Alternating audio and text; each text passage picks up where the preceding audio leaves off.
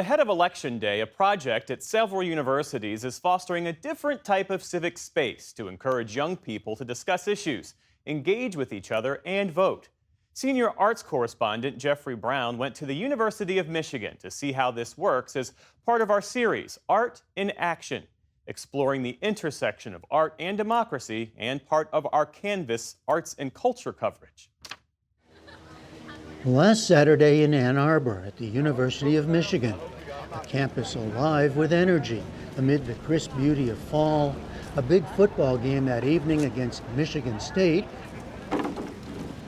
and something else, the first day of early voting, with a long line of students in an unexpected place at the university's art museum. Museum director Christina Olson. Because we are in a state that is hyper-polarized, because there has been a kind of more recent history here of violence and extreme rhetoric around elections, around politics generally, I think that art museums are fantastically great places in which people can, especially students, especially young people, can begin their careers as voters. In an ugly time in American politics, can beauty play a role, even a small one, in serving democracy? That's the goal in a large-scale, nonpartisan project of art and civic engagement involving university museums from across the Big Ten, many in Midwest battleground states, like here in Michigan, where principles of design are being applied to voting itself. One of the earliest things that we realized was that on our campus there was a big gap between registration rates and voter participation rates. Some of the barriers for students are logistical in terms of clarifying information, and some of them are the psychological barriers. So where can design play a role? Where can art and design play a role?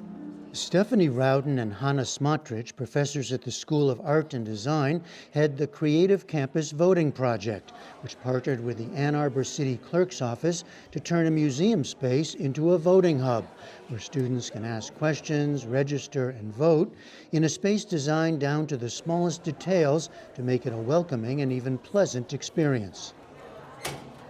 It's actually a really interesting creative problem.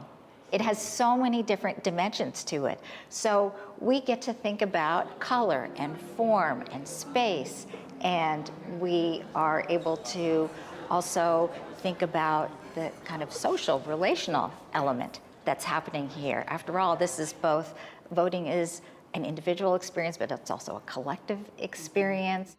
Senior Matthew Cohn never imagined he'd cast his first presidential vote in a museum. I think now in our political climate more than ever, it does feel a little bit scary to vote. It feels scary to kind of have conversations with friends and peers about who you're voting for, what party you align with. And I think any effort made to kind of familiarize the vote, whether that's putting it in a museum or spreading education about the ballot as a whole, is always going to be a positive thing. Several other university museums in this project, including the University of Wisconsin-Madison, University of Nebraska-Lincoln, and Rutgers, are also serving as registration or voting centers.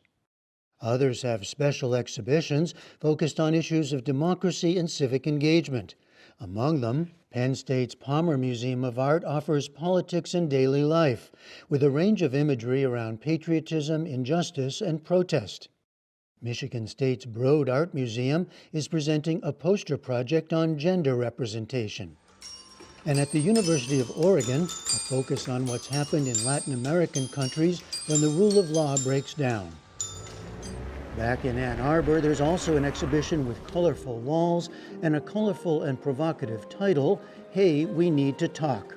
If we can't speak to each other, I don't know how we have a democracy.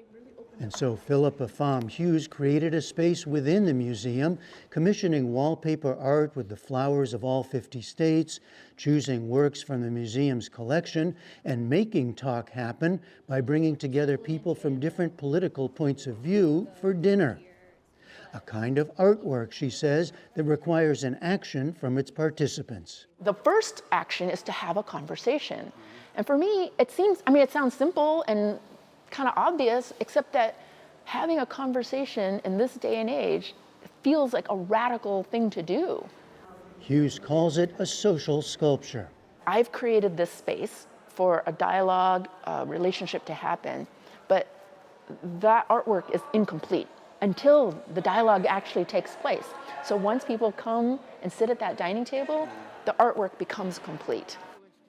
Chloe Nichols and Sebastian Rojas Garcia, who are both voting for Kamala Harris, have taken part in past dinners. Nichols says she was surprised by the tone and topics. I was expecting some type of political conversation, and then we had a very serious conversation about the way that the current generation is thinking, just having all of this access to technology and then being through so many life-changing events in their lifetime, and how we're treating this current election and how we're looking at the phases of our future. For Rojas Garcia, the conversation replicated the pointed but respectful debates he has within his own more conservative family. Often you feel that, like, people feel as if choosing one side is just so divisive that they don't even want to talk about it just because it'll end up in some sort of argument. But at least when my family is arguing, individuals just want what's best for the country. And I'd rather have the argument than not have it. So does Kyle Brown, a junior voting for Donald Trump, who took part on the evening of our visit. I guess if you told me if there's going to be a nonpartisan talk, I wouldn't expect the art museum, but I think it was a cool thing. I mean, I'm not the most artistically inclined person, but I like seeing the different artworks and how they connect to one another with the "we need to talk" theme. I thought it was really interesting, so I will say I'm a little surprised, but hey, it's provided a good opportunity. Changing minds, that's not the intent. But changing civic engagement and tone, that's a definite goal of this entire project. And an important one for public universities, says Museum Director Christina Olson. It means something to be a public institution. It means something to go into have public goods like museums and libraries. They're not a given. They do really important, really critically important work for the civil society and the democracy, even if it's often kind of invisible to people. And I think it's worth naming so that you can really protect it. For the PBS News Hour, I'm Jeffrey Brown at the University of Michigan in Ann Arbor.